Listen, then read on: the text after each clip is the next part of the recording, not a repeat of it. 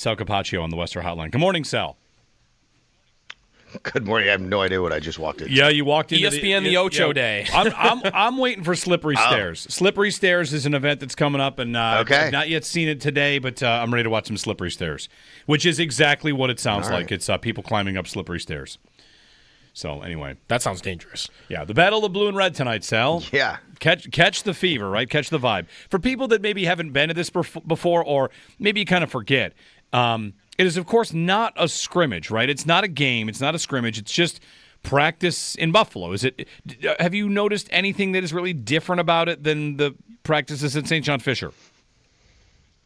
Well, over the years, it's changed. So, yes. And it depends on, and I would guess how they'll do it tonight. So, there used to be where it would really be a scrimmage. And you would, I think one year there was actually a, point system between the offense and defense. You know what I mean?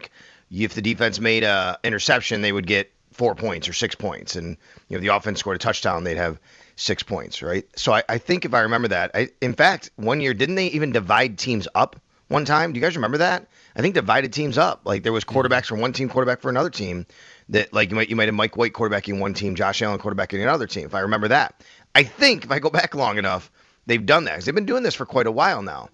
Over the years, though, it's kind of morphed and changed. It's not a scrimmage. It's a practice. It's a practice just like you get at St. John Fisher.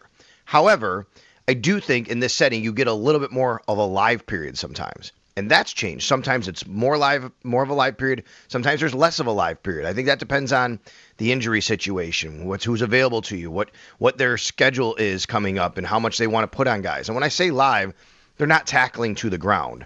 It's up thud, right? It's you wrap up just like practice. You up, it's bam, and then the whistle blows. But you get more of a first down, second down, a true football feel in that regard. So I think it just kind of depends. And honestly, I think early on in Sean McDermott's tenure, he did a little bit more of that because he needed guys to get acclimated. He had a young team. He wanted to get used to more of a football game feel. You don't need that anymore necessarily with these guys, with the team we have now. Now it's just, excuse me, now you have a regular practice and you can just incorporate different kinds of periods. And if you want to go live, that's fine. But I wouldn't be surprised to see red zone and third down periods, just like we do at normal practices now. Think we're going to get a crazy Josh Allen helmet tonight? You're the second person to ask me that today. WBEN just asked me that same thing a little while ago. I was on with them, and I said, I wouldn't be surprised. What would it be, though? I mean, he if it's red, we already know they're going to wear red this year for a helmet. Right. He's done that. Didn't he do the blue last year? Was it blue last year? It was a blue helmet last year. Yep. And then, could he unveil the Nike rivalry thing? I don't think that's the case. I don't think they're doing that until August 28th or something. Was it? That's right. Day? Yeah. And then, but it could be something wacky. Sure. I wouldn't totally doubt it. All right. And they'll usually wear the red uniforms. Or quarterback, obviously the same as normal practice, completely off limits. Yeah, so going back to what I said a little while ago, which is, if you remember, I'm pretty sure one year, if I remember right, there was a blue team and a white team. Right. They did that. But yeah, I think tonight would be more of just a regular type of practice. They're just doing it here in front of their fans. Sal Capaccio joining us on the Western Hotline. Sal, there was a camp, of course, yesterday, so we're just kind of recapping what happened yesterday. Yeah. Alec Anderson, maybe a week-to-week kind of scenario. He had a knee procedure. Cole Bishop missed a practice with a quad. But past those two, we had some names coming back, which was good news. Yeah, for sure. You're right about Alec Anderson. The team is considering him week to week after having his knee scoped. So, you hope that he can get back on the field as soon as possible. He's a really vital part, I think, to what they do along their line. He's so versatile. He can play every position. And especially, let's remember, we talked about yesterday, Cedric Van Pran-Granger has been out, right? And he has been doing stuff off to the sides, guys, by the way. A couple of media members noted that to me after hearing me with you guys, that he's been out there, because I hadn't noticed him necessarily, but he has been with trainers, so I appreciate that. We'll see when they get him back. He's the only guy really on a list right now, Cedric Van Pran-Granger. He is still on the PUP list, but yesterday, good news, Spencer Brown was activated off the PUP list. He had not practiced yet. He's been doing work to the side with trainers. Who knows? I don't know if they would put him right out there tonight. Maybe that's not until, they'll go back to practice on Sunday. We'll see. So that was one notable name. And then the other ones who came back to the field, tight end Dawson Knox saw his first action of the year after missing the first week of the hamstring injury. And Tyrell Shavers back after that scary ankle injury we saw last Sunday. I mean, for Tyrell Shavers to come back within a week after the way that thing looked, that's really, really great news, right? I mean, it looked like it was significant. Elijah Moore also back on the field. He had some general soreness. He was out. And then, yeah, you're right about Cole Bishop. So Cole Bishop missed because of the quad injury. He was on the field with his teammates. He had his leg wrapped. So, you hope that that's just something that lingers for a few days, and then he's back on the field, and, you could start to get him back. How concerning do you think that is for Bishop? Maybe I don't know how severe the injury actually is, but this is a player, Sal, that there's already a question mark about how healthy or how injury prone maybe he might be, and I'm sure the Bills don't want to start another trend here of injuries with a player that's already got a bit of an injury history. Yeah, injury prone is a interesting term. I don't love using it. I think that there's guys who sometimes are a little bit unlucky. There's sometimes guys whose bodies can be, though, Joe, you're right, susceptible a little bit. And I think in this case, you're talking about a guy last year, he had the injury, remember, because he fell down on his shoulder on a football play, right? And he had a shoulder injury. And then this year he has the quad, and I think that's because there was a collision he was involved in with the quad injury. But that being said, I do think you have to think about how here's a guy that is his body, the rigors of the NFL with his body and the way he plays, right? And is he more susceptible to some injuries maybe than other people because of his size and the way he plays and being physical and being able to be down in the box? Is that a concern for the Bills? I think it's something they have to think about. I wouldn't put it at a concern right now. I mean, it's his second year. You guys remember, it's a great example. And, it was brought up to Bobby Babbitt yesterday, and then Bulldog talked about it. You guys remember Terrell Bernard missed all of his second year training camp? Yeah. And it was was it first year? Maybe it was, or second year. And we were like, this guy can't take over for Tremaine Edmonds. Look at his size, and he's hurt. And look at Terrell Bernard right now. So I think it'd be a little too premature to put those labels on Cole Bishop, to be honest. And I think that the team knows that and understands that. But I would say this, Joe, that when you miss all of camp one year, pretty much, except for a couple of weeks, and it puts you so far behind, and then you're already kind of missing days now, you need a guy, you need somebody, you need to know that he's going to be able to get in and be available and that he's comfortable in the system because he didn't have all that time on task last year. Those were valuable reps, and when a young player misses reps early, it's exponential because they don't get time to make them back during the season. There's not regular practices. You're preparing for a game. You're not just going and putting him out there while you're game planning because he's not starting. So I do think it's something you have to think about here. But I think we're still a ways from that type of concern, and hopefully Cole Bishop can come back soon. I do think it's something to monitor, though. Sal Capaccio joining us on the Western Hotline as we chat about the return of the blue and red. They'll be at Highmark Stadium tonight for a practice and then back to St. John Fisher for one more week of work before the preseason begins. Hall of Fame game was last night. Sal, looking at the rookie class, Hairston got a lot of attention this week because of the injury, and now we kind of wait for him. Let's talk about the defensive linemen. The next three picks in the draft are defensive linemen. TJ Sanders, Deion Walker, Landon Jackson. Two tackles and the edge, of course, right, with Landon Jackson. What have you seen early? What's the general take on how they're kind of adjusting and whether or not they're flashing here at training camp? So the word is that Bobby Babbitt used, consistency. That's what you need to see from these guys. He was especially referring to specifically when asked about it, TJ Sanders, not that he wasn't unprompted. TJ's got to get more consistent, but someone asked him about him. And he said, consistency is it. You see it, you see the flashes, but you got to make sure that you're doing it on a down in, down out basis every single day. And I think that's got to be the same with a lot of these guys, right? There's a numbers game here with all of this. And how many reps can you get? I mean, do you think about it?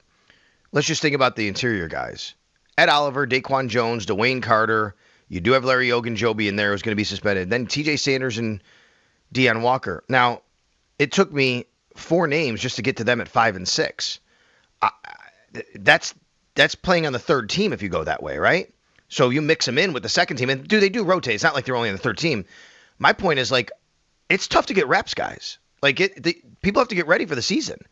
And, you got to put these guys in the field. They got to get reps, but it's hard to do when you have a limited number of time and you have a lot of players. And that's the balance the Bills have.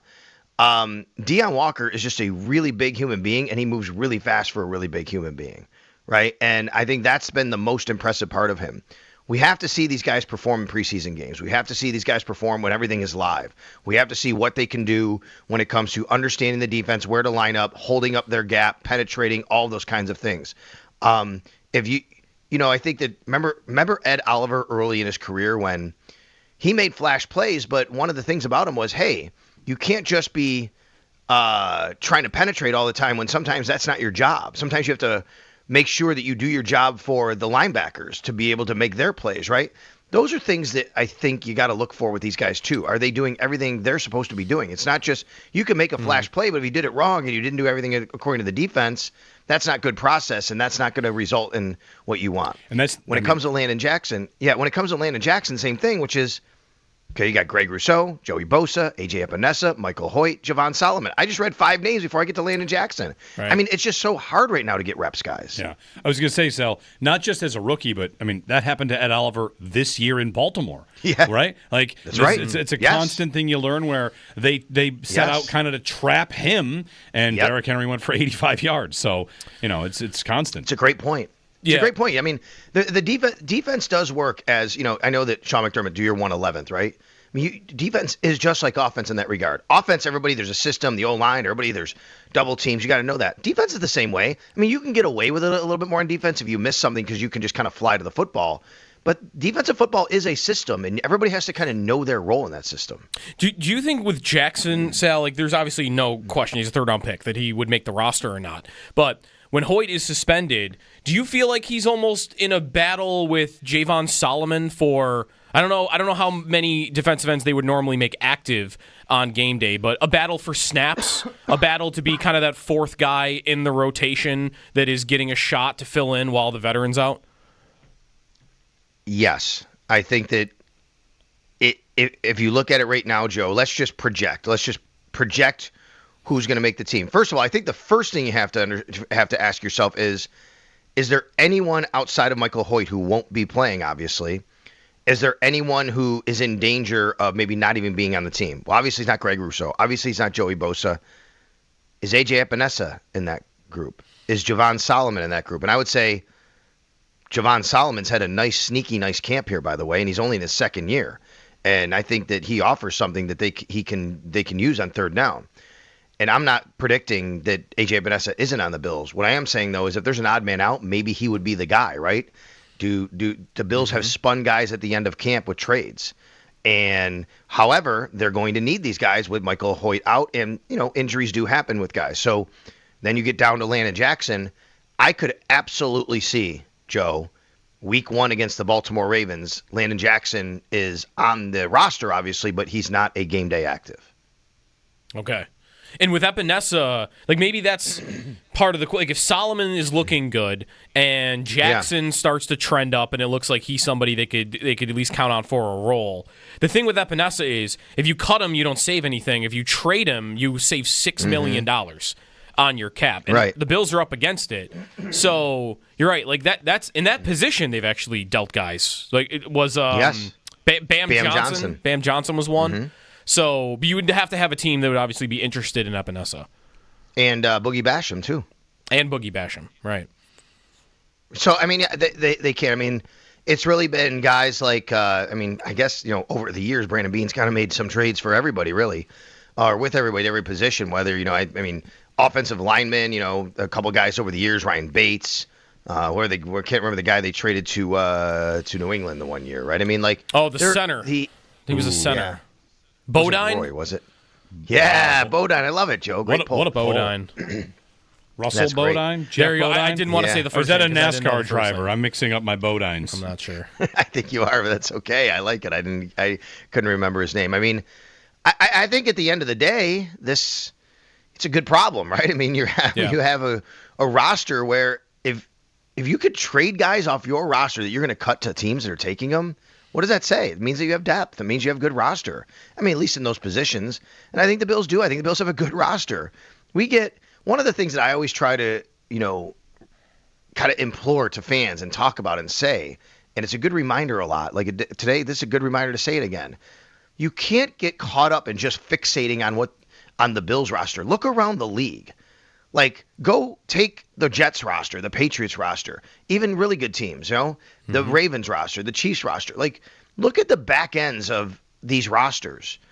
And, like, the Bills compare with anybody in the league. They do. It's not just about – people can look and go, well, this guy stinks at the back end of the roster. Guess what? I mean, you could say that all you want.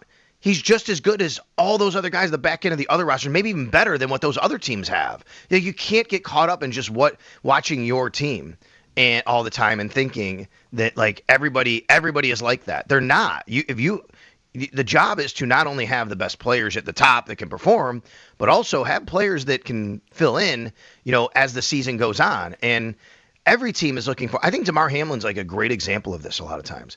Damar Hamlin, he's a guy that you can have on this roster. He started on a team for the most part, that went to an AFC Championship game. Is he the best safety? No. Could you be better than that? Yes. But there's a lot of teams that would take a guy like a Damar Hamlin on their team because guess what? If you don't have him, you're probably signing a guy just like him, to be quite honest. Sal, you wrote about at the website the middle linebacker battle, the depth linebacker position battle, Andreessen, Balin Spector. Fans obviously interested in Andreessen. What have you seen at that position lately? Yeah, it's really interesting. I do think there's a battle going on. I think Andreessen and Spector involved in a fight here for the backup middle linebacker spot, and we've seen both them perform with Terrell Bernard out. They're both getting starting snaps now with Terrell Bernard out next to Matt Milano. And I listen, Joe, we've talked about this. I have been, Joe Andreessen all the way for a couple months because of Balin Spector's lack of availability and because Andreessen played well when he had his opportunity. I'm not moving off that, but I will say the longer Balin Spector stays healthy, the more he makes this a fight. Because the Bills like Balin Spector and what he brings, especially against the run. And he's smart, and he has position flexibility, mainly. I mean, mainly plays Mike, but he can play a little bit of Will. So, I don't know. Is there a spot for both of them on the team? I'm not really sure.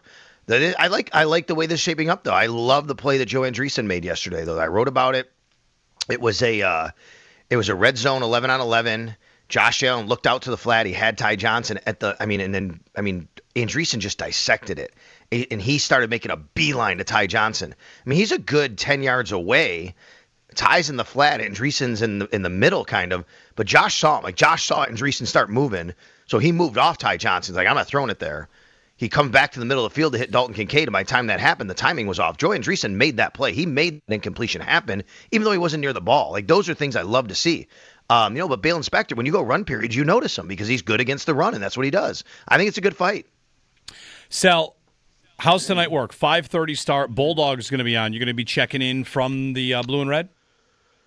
Yeah. No. Here, I'm on with Bulldog 3 to 5 today. Okay. I'm hosting with Bulldog 3 to 5. I'll be down at the stadium. I'll be covering the practice, which starts at 5, actually. Okay, gotcha. At 5 o'clock. So, I mean, they don't start until 5:30, but at 5 o'clock is what we're told the practice is starting. I'll be on the field. We're actually doing, you will not hear us, but Chris Brown and me and Eric's not in town right now to do it, but we're going to do a mock broadcast. Like, I'll be on the sidelines pretending to broadcast a game. Nobody will hear it on the radio. It's just like closed circuit radio, if you will. It's our practice broadcast each year. Gotcha. All right. Very good. Well, Sal, enjoy it. Looks like a beautiful night, and, hopefully fans get a good look at the upcoming season in some of these. I got to ask you guys before I go. I did not watch. I watched I watched the last 5 minutes of the game last night. I watched a lot of it. Okay. What was it like with the no chains? There's no more chain. Right. The chain gang is still there. They don't run out on the field. They don't do anything. No, they don't even call it chain gang. They can't be a chain gang now. There's literally no chains. I think there are in the. It's a marker. Okay. Yeah. Do they have him still as See, the this backup? is the issue. Here's why I'm sorry. I wish we had more time for this. I wanted to bring this up. No, you're good. Yesterday we heard from referee Sean Smith, okay? Mm-hmm. And Sean Smith said to us, because that's what I wanted to see, he said that, yes, everything is measured electronically. It's still spotted by the referee, but measured electronically. But he also said, even though you have the 2 down markers 10 yards apart, they will not be hooked up with a chain. Okay. All right. I didn't know. All I saw was that, like, when it was time to measure, they called for the graphic, and then you saw it, like, zoom in on it, and there was the ball in the yellow line, and then they just determined, it was short. We talked about it at length, Sal. My problem with it remains that it's almost as if the NFL wants to fool people and wants to kind of pretend it is something it is not. And Chris Collinsworth on the broadcast said it's kind of like tennis, and it's not like tennis because in tennis there's not a person that spots the ball. No, that is and correct. I saw Albert Breer tweet the same thing. It's kind of like tennis. It is not. So they now digitally measure a ball, which was never the problem. It looks like it's better tech, and I don't think it ultimately changes a thing. So it's a little faster, right? I guess, but in reality, we're still going to be mad about the spot. I know that. And when I tweeted yesterday about what Sean Smith said, that's what everyone talked about, the spot. I'm in a, like, that's fine. I'm focused on what these chains, the chain is gone. So you're literally telling people you're putting one chain down, you're putting one marker down, at whatever yard line. The person 10 yards away can't pull the chain. Okay? They're just putting the marker down. Yeah. Does that make sense what I'm saying? Yeah. And so it feels weird. Yeah, I don't know how do they know where to put it down? Okay, so, and I think what the answer is, Carl Jones said this to me, and I'm like, you're right, Carl. That's right. I think this is right. Do you remember a couple of years ago, the NFL said they're no longer going to use half yards? Like, they're just going to place the ball on the yard line, right? Like, if you get to the 31 and a half, they're putting it at the 31 or the 32, I guess. That's what they do now. So I think that's how they do it. So if the ball gets placed at 31, the person on the other end is just putting it at the 41. But there's literally no chain, according to Sean Smith, to yank and pull and put down. So are we rounding up to the nearest yard line on every downed play now? That's what they've done for the last couple of years now, basically, yeah. Okay. All right. If you watch a game now, not only on, I think it's only on first downs, by the way. Right. Only on first downs, right. yes. Yeah. They spot it normally after every play. So if you get a first down in a game, let's just in the middle of the field, you get a first down. Watch a football game now, NFL game. In the last couple of years, they've done this. You get a first down. The ball starts always like right at a yard line. It's not in between 2 yard lines, two hash marks. Gotcha. All right. Thanks. That's the issue that I was wondering about yesterday. If you saw, and I need to watch this because it's called the Chain Gang and the Chain Crew, and there's really no more Chain Gang anymore. Even though they say the people are there, it's just Marker Crew now. Yeah, Marker Crew. The Marker Crew. Thanks, Sal. You got it. Sal Capaccio on the Western Hotline.